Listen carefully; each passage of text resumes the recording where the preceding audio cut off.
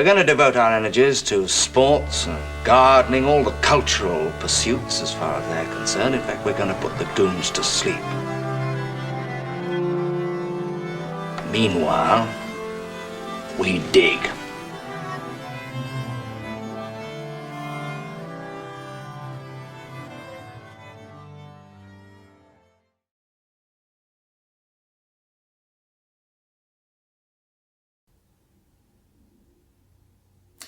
Greetings from Tbilisi, Georgia. This is the Anadromist, Byrne Power, and welcome to another in our series on time. I had originally thought that what I would do was wrap it up on this one. I mentioned that last time, and then I spent 3 or 4 hours kind of going over the notes for this and realized I had 3 more episodes to do, so such is life. So this one will be on more about the memory. The next one will be on history as it relates to us living in time. All of this, of course, being as it relates to us living in time and not against time.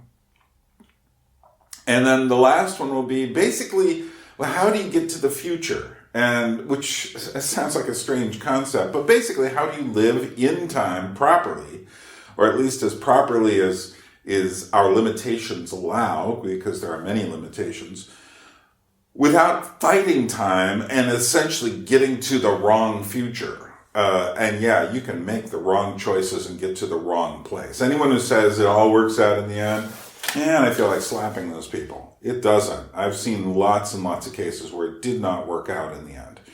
And, I tend to look at life as being like a test. And you can fail your test. Nobody gets 100 ever. Some people get, decent scores. I hope to get above 50%, whatever, enough. But not that I think that passing the test is the answer to the question. It isn't. But it certainly is helpful to be able to live in life to the best of one's ability, which requires living in time. So I've been spending a while talking about time and how we live in it and how we live against it. And also the preconceptions that have come to us through kind of a mistaken science where they put so much emphasis on space and spatial things, material things, that people were left thinking that the only things that were real, and this happened by the time of the Enlightenment, people were starting to say the only things that are real are things you can weigh and measure. And so everything you can't weigh and measure is, it's not really real. Well, the problem with that is, so you're left with, for instance, the physical act of sex. But, yeah, you can see, weigh, measure that, but you're then left with a big problem. What's love? What's love between a man and a woman? Or are there men and women? What are we? All these questions arise because one of the things there are several things that are really important that you can't weigh and measure. One, can't weigh and measure God. Just put him out of the door. Beauty, love, truth, all these abstract concepts. Can't measure those things, so just put them over here. Love is just libido or altruism, whatever that is. Then you come to things like meaning. Well, what the heck is meaning? Is it found in trees? Is it found in, the properties of H2 and O? Is there meaning in those scientific words and formulas? And we'll put that over here for now. And then you come to things like my words. Are these just signs? See, that's the thing, is if the word just becomes a sign and there's nothing symbolic attached to it, it's like, putting up a sign on the road. And many of those signs on the road are pretty blank, dead, prosaic statements. So the question is, what are words? What are my words when they talk? They're saying something. But am I just simply like a rat in a maze who's been trained to hit certain pedals and touch certain things and put his nose up against the glass and do all these things that the scientists want me to do in order to prove some point? Am I just trying to get sex? Am I just trying to get warmth Am I just trying to get, the basic physical survival goals? Or is there actually any, meaning to my words? Well, all these things are in time. They don't exist in space. You can't find my words anywhere. They're gone. Now, you can go back and say, well, Byrne, we can watch your video over again. But you know what? If I were to say the same things I just said, you can't find my words in space, I didn't say it the same way.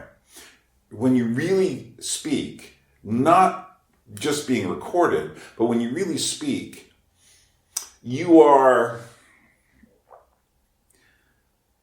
doing something unrepeatable, which is one of the qualities of time. It never repeats. Which is why all the things that we've learned in space, which are a great many things, we can do fascinating things. We can send someone in some sort of device down into the Marianas Trench, over 20,000 feet deep, 29,000 feet or almost 30,000 feet deep, send someone all the way down there because we know our space so well. Or as Walker Percy said in Lost in the Cosmos, it's amazing. You can get out a telescope, you can look up into the sky and you can go like, yep, that's the great spiral in Andromeda. Yep, that's it. It's out there. And yet you can look up your own description of yourself in a astrology chart and go like, I have a tendency to scatter my talents to the winds. Yeah, I'm really confused about what people think about me. And then realize, you're reading the wrong chart. And he says, how is it we are able to identify something, millions of light years away and cannot identify ourselves through a description, 12 different descriptions on a page? When evidently, he says, we know ourselves much better than we know the great spiral in Andromeda.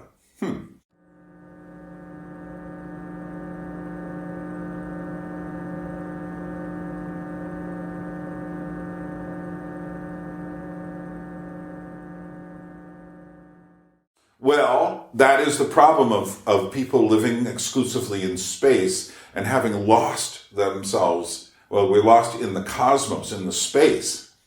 But we have to locate ourselves in time to understand things better than we do, certainly better than we do. And I think we will. So, let's continue on talking about history and memory.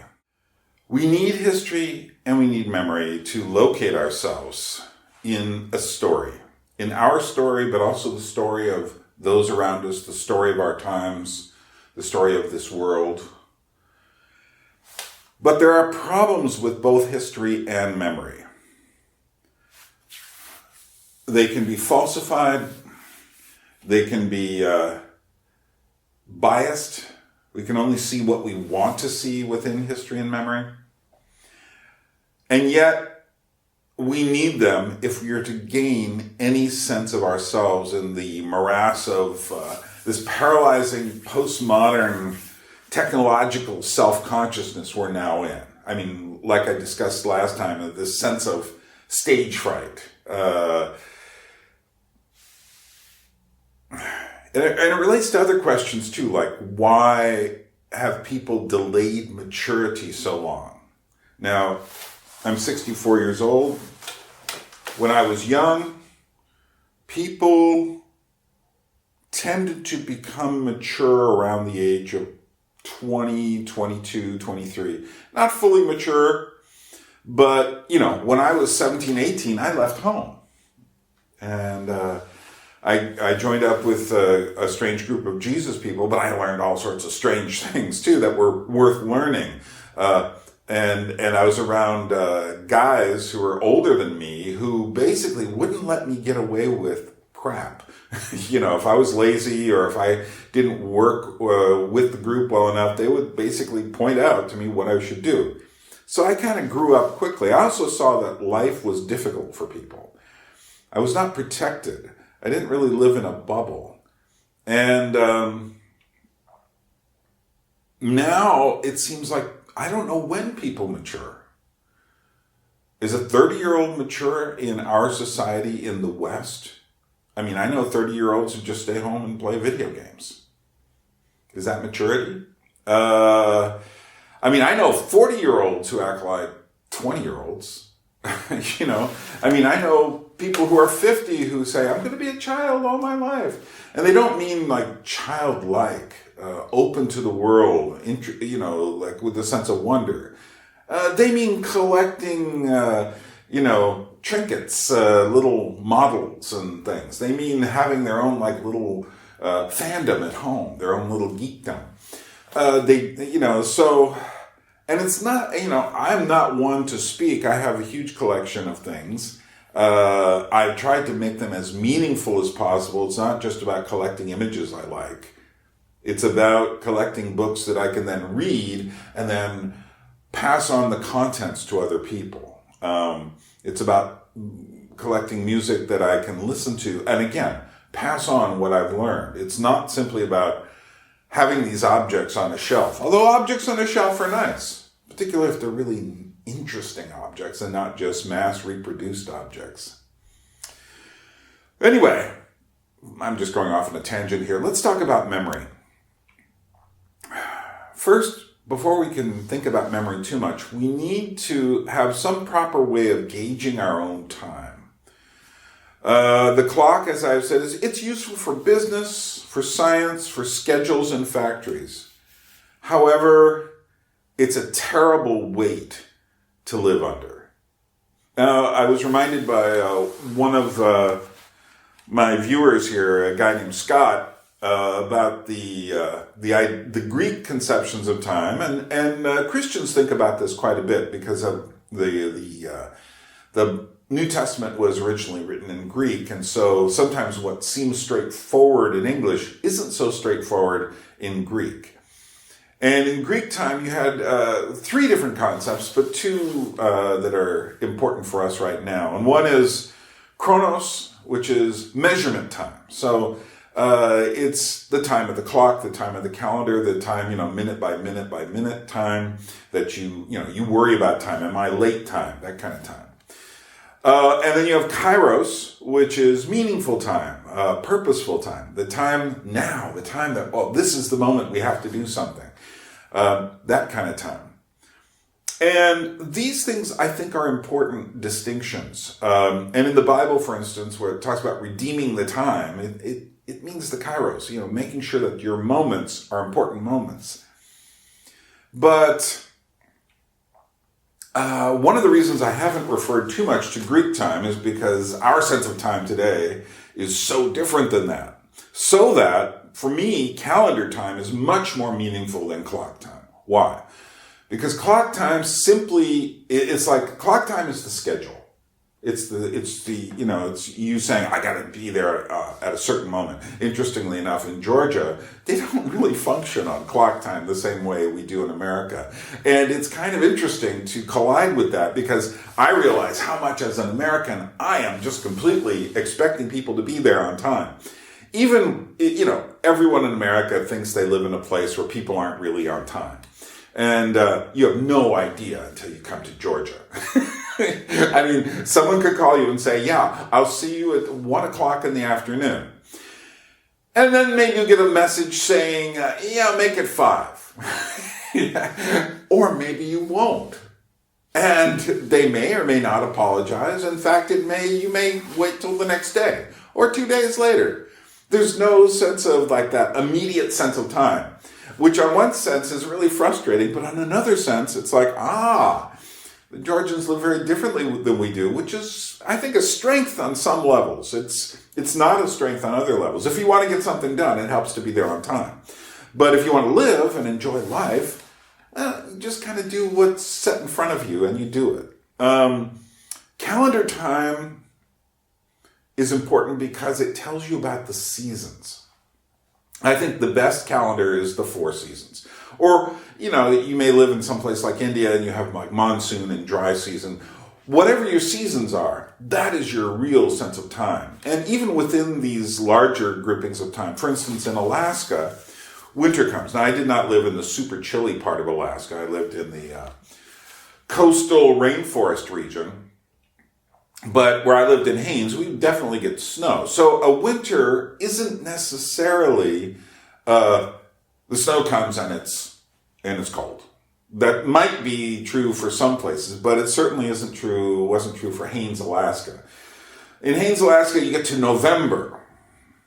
Now whatever has happened in your rather mild summer, November, all the bets are off. Why? Because November could be raining cats and dogs. Well, that might hurt, but you know what I mean. I mean, literally, I've seen rain so heavy in November it just washes out the roads.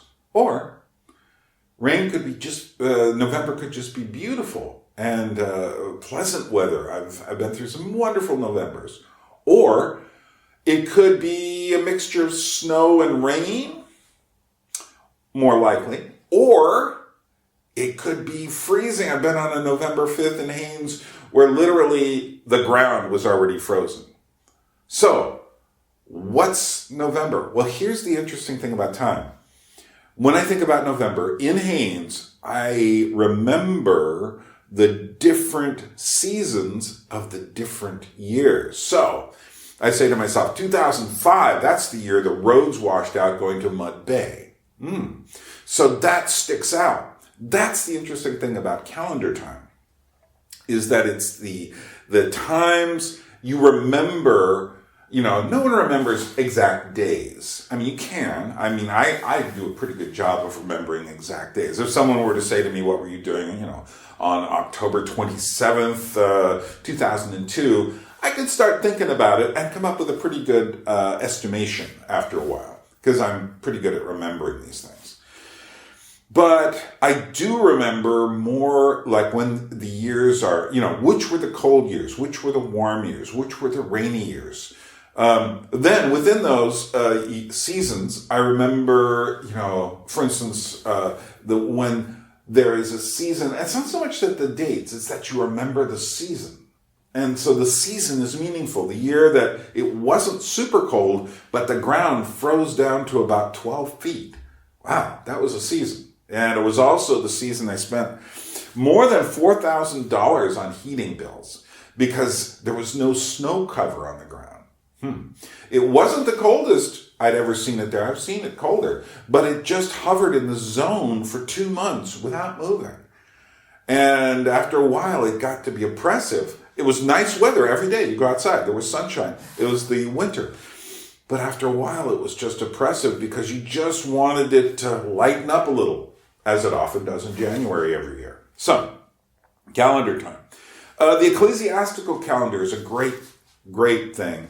And for Christians, it's a sacred thing because it tells you, when each year you commemorate certain things. And commemoration through the calendar, this is why our birthdays are so important. Commemoration is important to us to mark the passing of the year. Every year I have 2 specific times where I reflect on the year that's been. One is my birthday, in which I write, what was it like to go through the 64th year of my life? Because you have to remember, I'm 64. I finished 64 is what that means. I'm actually going towards 65 now. So when I get to 65, I will reflect back on my 65th year. Some people like to pretend, oh no, I'm just now 64 and I won't be 65. No, you're in the middle of that year already. Don't cute it up. But no, to remember that what was my life like during this year? I'll write about it. The other time, which is very important to me, is, of course, New Year's. Now, New Year's, you could just argue, it's just arbitrary. No, it isn't. New Year's is about as arbitrary as Christmas. It isn't. Christmas is where it is because there's another thing nearby. It's the winter solstice, which is usually around the 21st of December. Well, essentially, if you start doing your homework, you find that New Year's is also based on the winter solstice, and Christmas was there on the winter solstice because that's when the slaves were free during the Roman era. In a way, you can look at them all as the same event. So the calendar is really important. For the Christian, it is a time to mark one's faith. For the person who isn't a Christian, who is a member of another religious group, it also marks one's faith. And of course, in the Islamic world, you have the lunar calendar. In the Chinese world, you have the lunar calendar. So Chinese New Year's is really important to Chinese folks. One thing I learned living in New York City near Chinatown is that Chinese people hardly ever take breaks. Traditionally, the Chinese don't have the seventh day of rest. So that New Year, that 2 weeks, that was like a major thing for them to come to that moment and blow off every firecracker there was in New York City. So for me, the calendar time is much more meaningful than clock time. It's got more kairos in it. Especially, I think in the past, maybe the calendar seemed oppressive, and it certainly can. The seasons can be oppressive, but they are also memorable in a way that clock time, it's, what time is it right now? 12:15. There's nothing memorable about the moment 12:15, except it's like quarter past 12. But so what? What does that mean? It's just numbers, Whereas saying to myself, looking outside, this is a overcast day. It's the first overcast day in a while. You start to remember that. You say, this whatever happens today happens on the first overcast day after a couple of weeks of endless sunshine, which might be great for you, but coming from, Alaska, spending 22 years there, I really like the clouds. Or as a great friend of mine, Bob Plucker, once said, people who worship the sun had it all wrong. It's not the sun that's beautiful, it's the clouds. And the clouds really can be beautiful. We'll leave that there. Another thing that's really important is the concept of past, present, and future. Now, some people will say, well, these are all illusions. To which I'm saying, that just happened. It's in the past. And this is coming. It's now in the past, and then there's now, which is George Carlin talks about, the eternal now.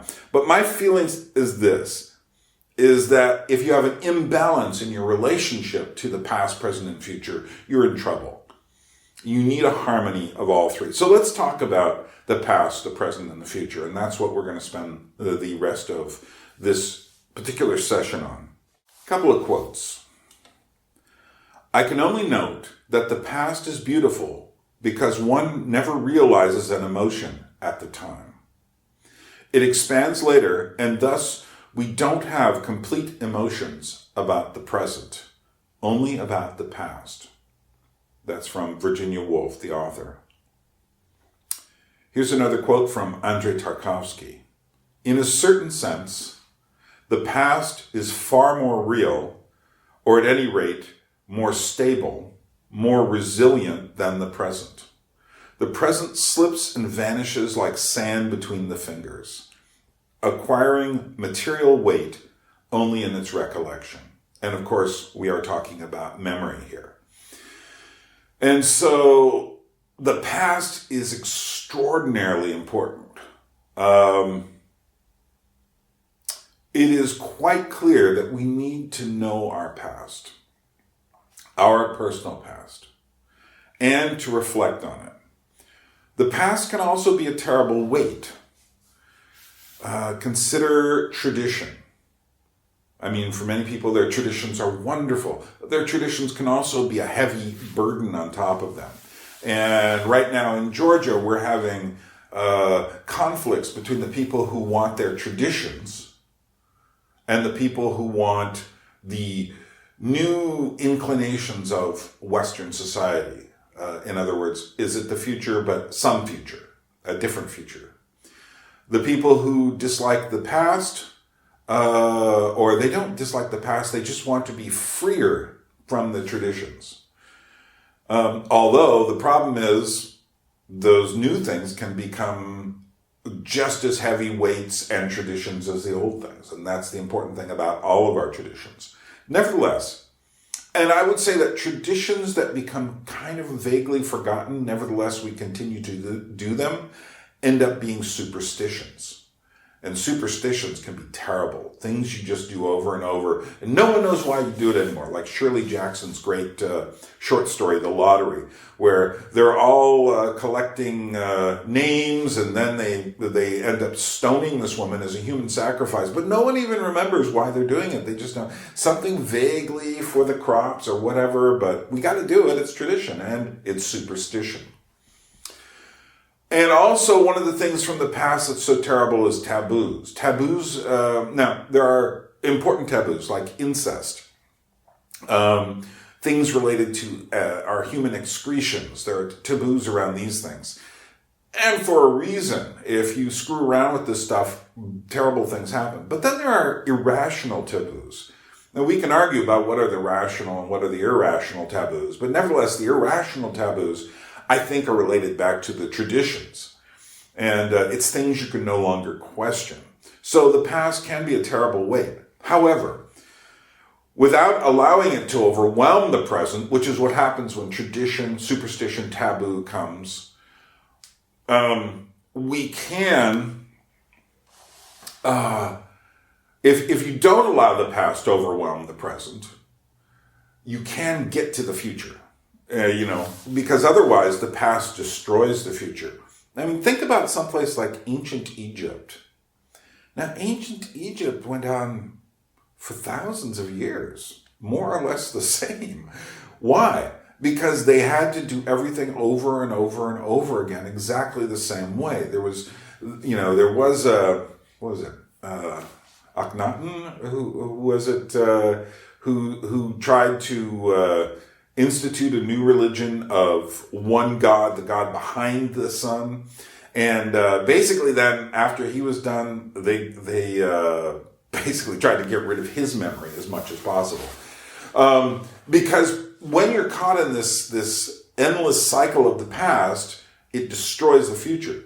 That doesn't mean the future is God and should be always obeyed, or that we know the direction of the future. And in fact, what happens is the fears from the past chase us like dogs. And by doing so, by not dealing with the dogs coming to get us, we then are in deep trouble because our future is completely fated in a way. We'll talk about this in a moment. Let's talk about the present. You may remember in one of my earlier videos, I showed you George Carlin talking about the elusive now. What's now? Is this now? Wait, no, this is now. No, it's gone. It's now. And so the point is, what is the present? If the past is gone and the future is not here yet, ever, what do we have that's now? Now, some people will say there is no now. It's just all present. Other people try to live for the now, whatever that means. And in fact, some people do. In Georgia, all these people seem to live in now, which is actually a problem in other ways because then they tend to not get to the future because now trips them up all the time. And now, of course, is completely related to then. I hope this isn't getting too confusing. Here's my idea of what the real now is. It's today. It's the day. From your rising until you're sleeping, this is the day, you are within the day where you can hold the past and see the future in the same moment. The day is, to me, that's the now. So I can still look at what happened this morning as part of the now. And I can look at I have a meeting in less than a half hour. I hopefully will be done with this soon. That's part of the future. So that to me seems the best version of the present today. Not just this nanosecond of now, which doesn't actually exist, but this moment of the day. That seems to me the most human measurement we have. And there's a reason we use sleep to, finish off the day. Besides whatever else sleep is it concludes and begins a day. And that is important. So, You have the past of a day, which can be your guide to the actions of the day. Your now is not the immediate clock centered on this absurd now, but you have the whole of the day. And your future goal is clear for that day. You have until get to the end of your day, and you have the decisions that you make within that sphere. And I try to get to the end of every day, and I look back and I said, did my relationships improve even slightly during that day? Or did I, in some way have a problem, break some issue, break some relationship, hurt something, and that is how I measure the day. And so to me, it's a good measure of time for now.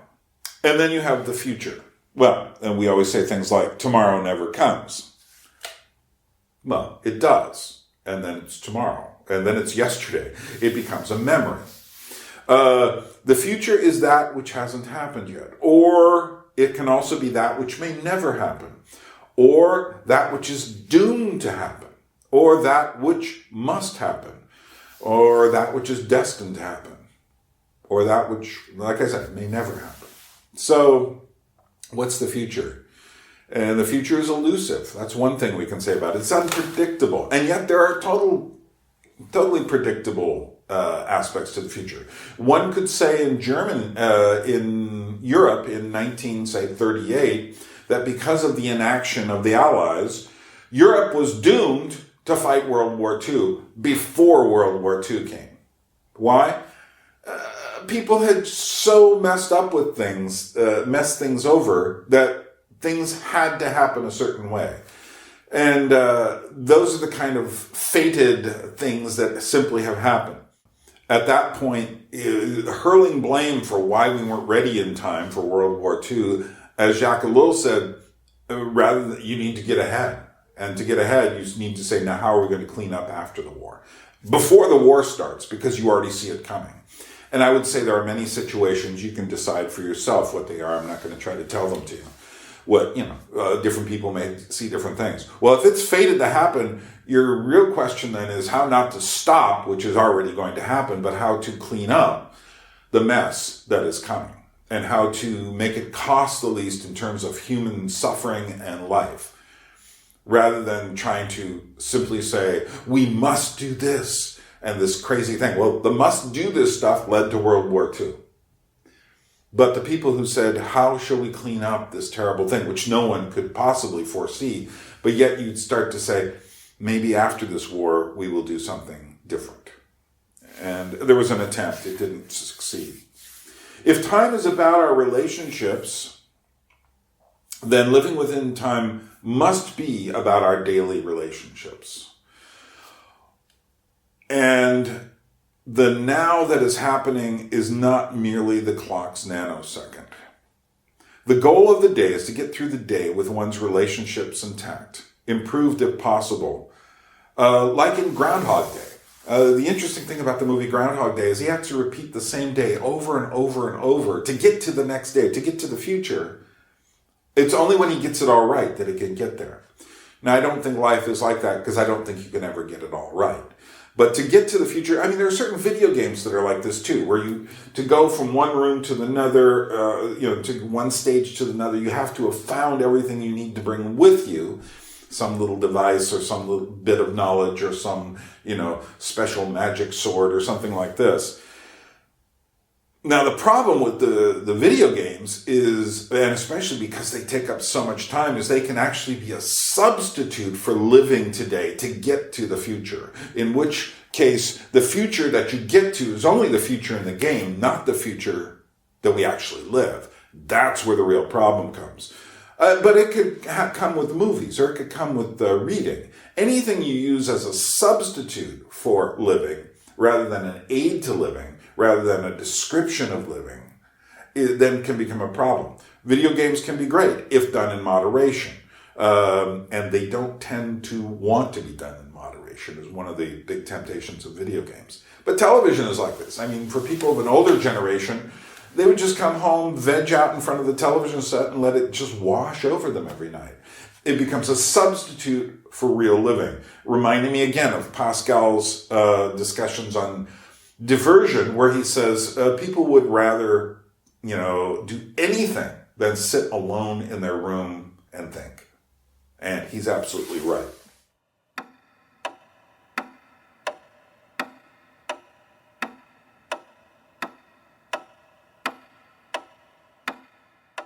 So the problem is how to get through a day if the past is a problem. And why is the past a problem? Well, something happened, and it happens to all of us, that causes us fear. The fear also causes us pain. The pain leads to rejections, either through hiding or fighting. The pain also leads us into habitual behaviors to avoid the pain. And this leads us to superstitious behaviors and addictions, all to stop the fears and stop the pain.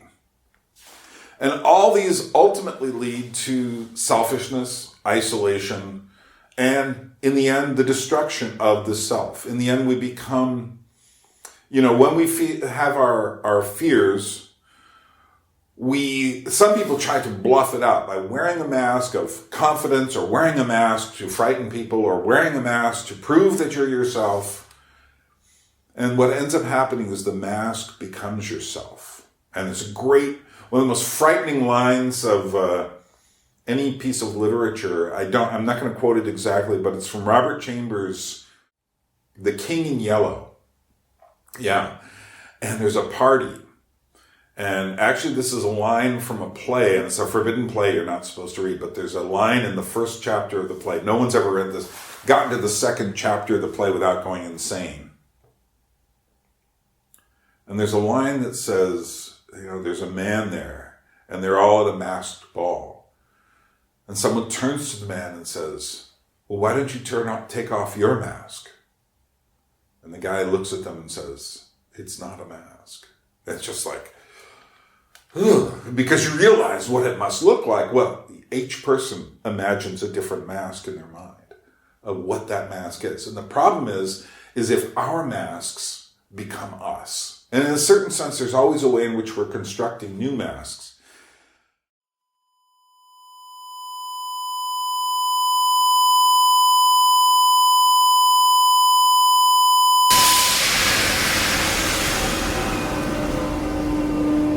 The problem is the past can overwhelm us to create this dark present for us, which then becomes our future. Or consider this. Consider the way the present can change the past. And this is our memories.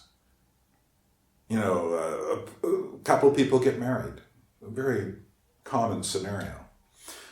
They have their wonderful emotions of the day. Of course, you always remember the things like the cake falls apart, or, there was a problem with so-and-so, Uncle Joe didn't get there in time, and everyone laughs about, you remember that event? The strange things that happen, you always remember those. The actual ceremonies often go by in a blur. People try to hold on to them with way too much photography and video. It doesn't work that way. But, so, you get married. And then down the road, something happens to the marriage. So that day, which you put into your memory, and it's important, you put into your memory what you thought would basically be, that would change your life as a beautiful thing.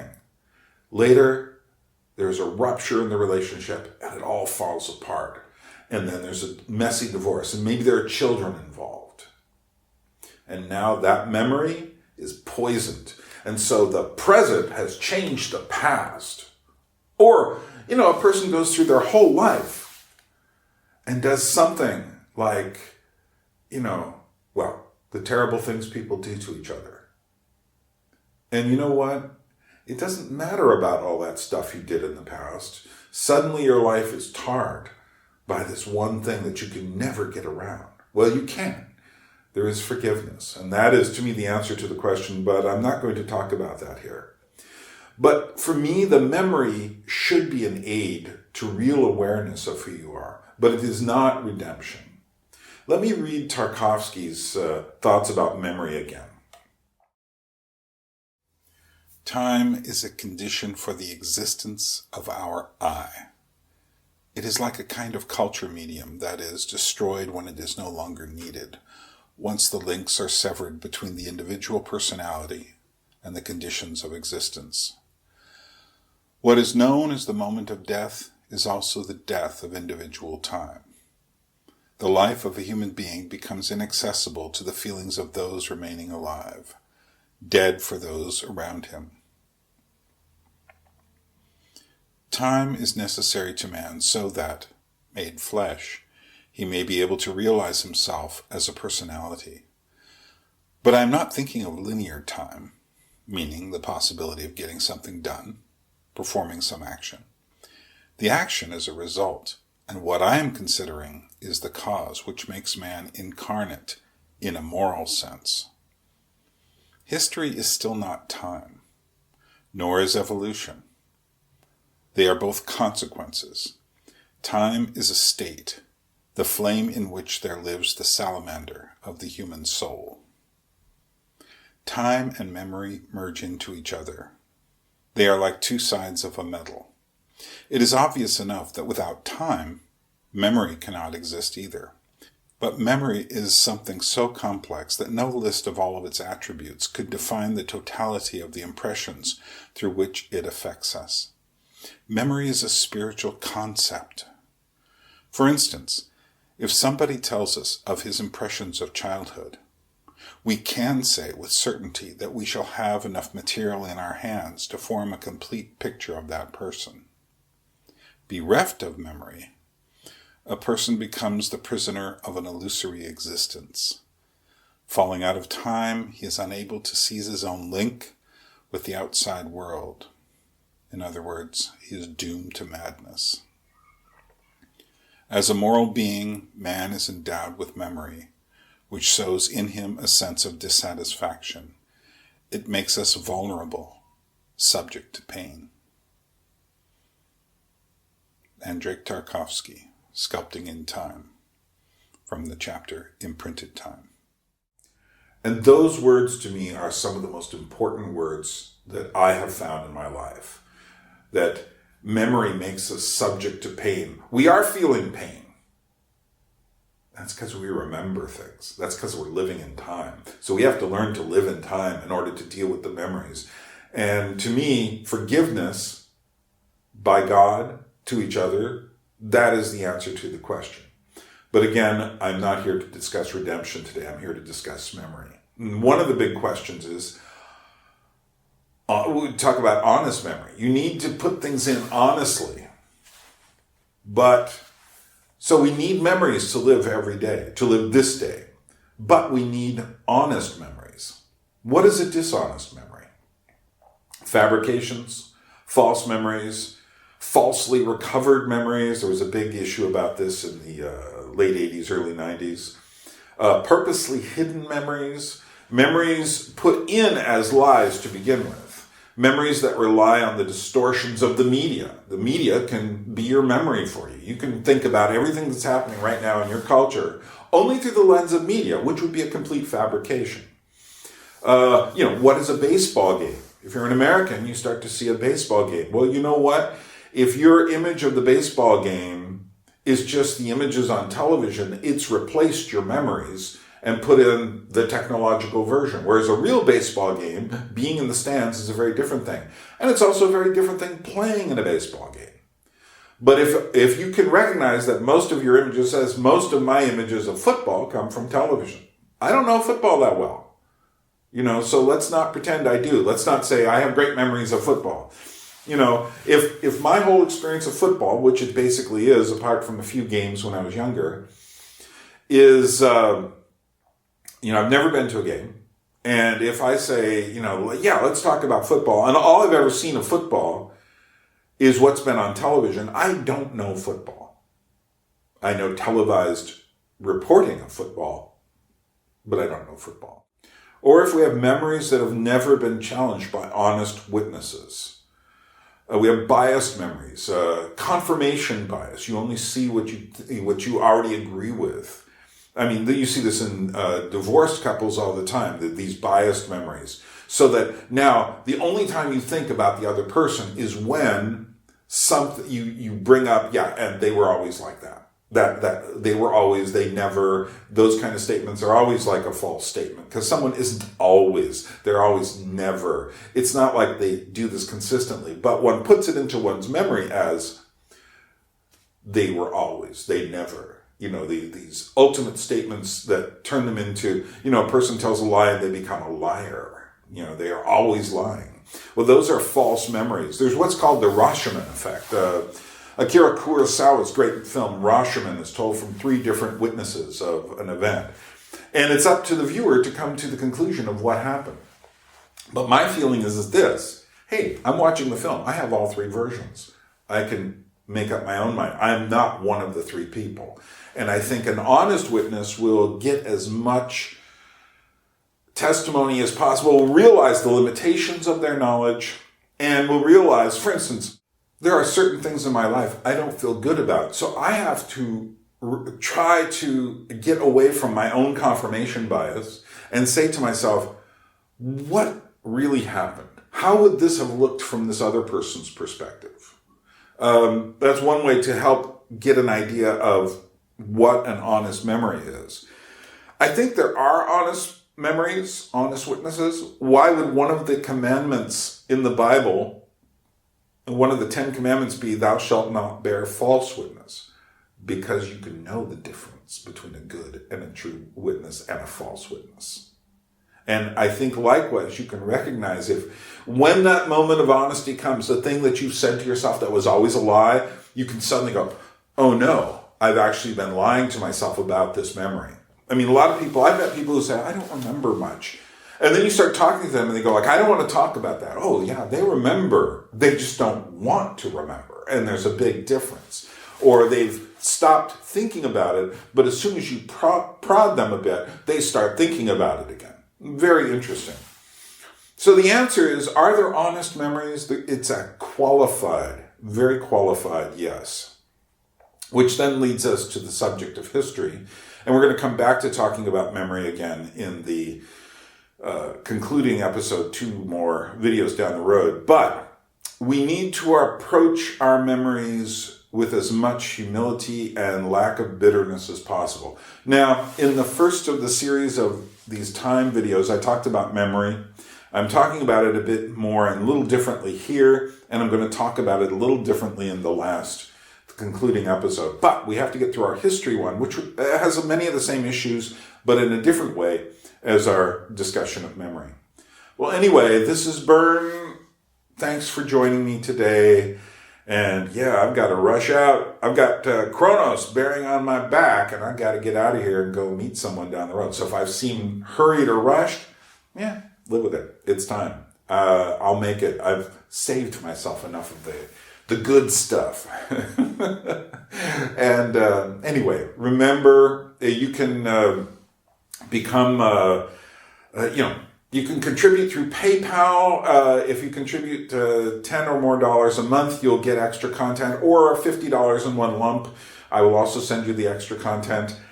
And it's been very helpful. There have been new subscribers in the last few months. Lots of new subscribers, new contribitors. And you know what? It's really, really saved my bacon. That's all I'm going to tell you. I'm not going to get into my whole weirdness of financial life here in Georgia at the moment. I'm not expecting it to go crazy forever, but at the moment it's kind of crazy. Anyway, forget about that. Thanks for listening. I really appreciate the fact that you took your time to do this. And remember, Anadromous is a term we use to describe salmon swimming back upstream, going against the stream, not just letting things happen. It's the same with your memories, not just letting the media colonize them, not just letting the technology colonize it, not just letting your bitterness colonize you, but going against it and trying to be an honest witness living in the world in today's life. So, see you later. A people without history is not redeemed from time. For history is a pattern of timeless moments.